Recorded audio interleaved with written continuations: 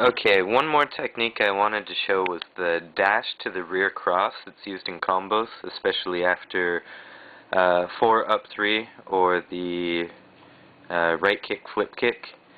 And this is really nice for carries and a lot of combos, and a lot of people have difficulties with it though.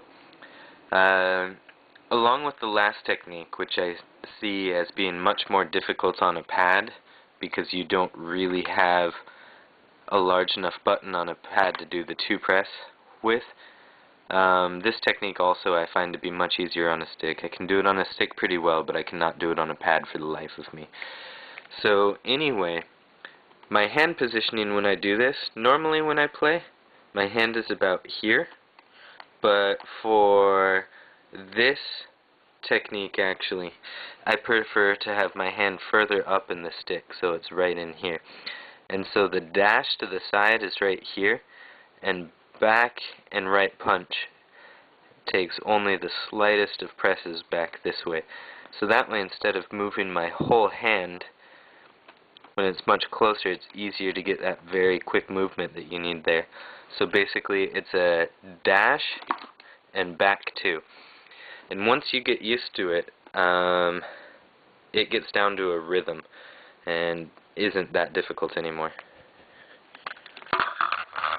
So,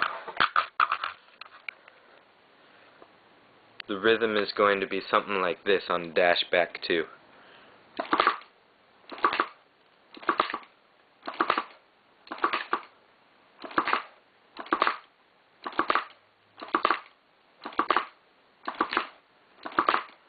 You can see at the end, right after the back 2, I hit forward again for the misstep from it. So it's dash back 2 misstep. Here's dash back 2 alone.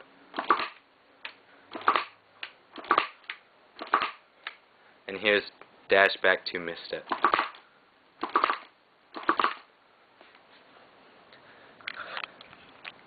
So if you can do that consistently, then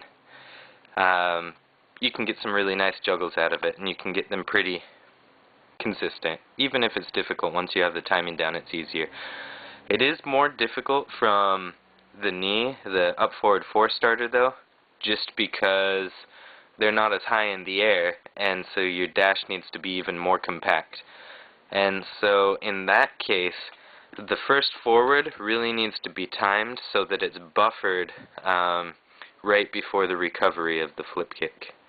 So you have the first forward in recovery, the second forward right on recovery, and an immediate back 2. Then forward neutral again for the missed.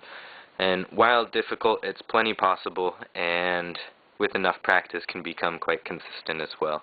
I'm not sure how viable this is for a pad because, as I said, I can't do this at all on a pad really.